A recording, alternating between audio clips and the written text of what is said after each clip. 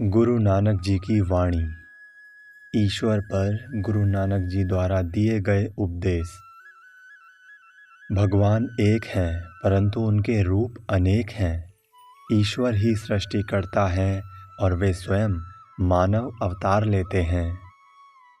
भगवान निर्भय है, उनका कोई शत्रु नहीं है। वे मृत्यु से परे हैं, वे पुनर्जन्म से मुक्त हैं। भगवान ब्रह्म है जो सृष्टि करता है और सब कारणों के कारण है। उन्होंने ही सक्रिय इच्छा द्वारा समस्त जगत की रचना की है।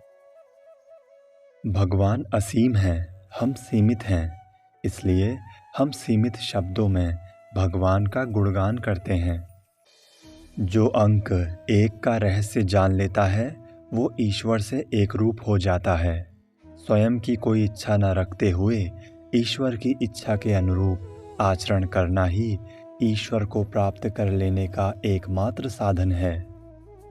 वो सर्वव्यापी ईश्वर निशब्द, निराकार और अनाम है। जब वे प्रकट हुए तब उन्हें शब्द या नाम से संबोधित किया गया। वही समस्त सृष्टि की उत्पत्ति है। जो अपने आप को ईश्वर की सर्वोच्च इच्छा के अधीन कर देता है वही विजय पाता है। अन्य किसी भी कर्म द्वारा विजय प्राप्त नहीं होती। दैवीय इच्छा उसी पर प्रकट होती है जो भगवान से साधु नाम लेकर संवाद करता है। शब्द में ही सृष्टि का उद्गम है और उसी में सृष्टि का विनाश, और पुनः शब्द में ही उस सृष्टि की नई रचना होती है। जिसे सनातन सुख की खोज करनी है उसे उस सर्वव्यापी ईश्वर अर्थात नाम का छंद लगा लेना चाहिए। नाम में सच्चा आनंद है।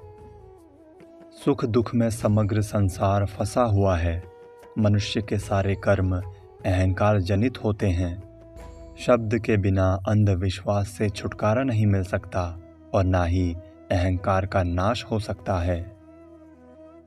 युगों युगों तक तर्क वितर्क करते रहने से भी ईश्वर का कभी आकलन नहीं हो सकता। बाह्य मौन से कोई आंतरिक शांति नहीं पा सकता, चाहे युगों तक वो मौन क्यों न बैठा रहे। सारे संसार का वैभव समर्पित करने के बावजूद कोई संतोष नहीं खरीद सकता।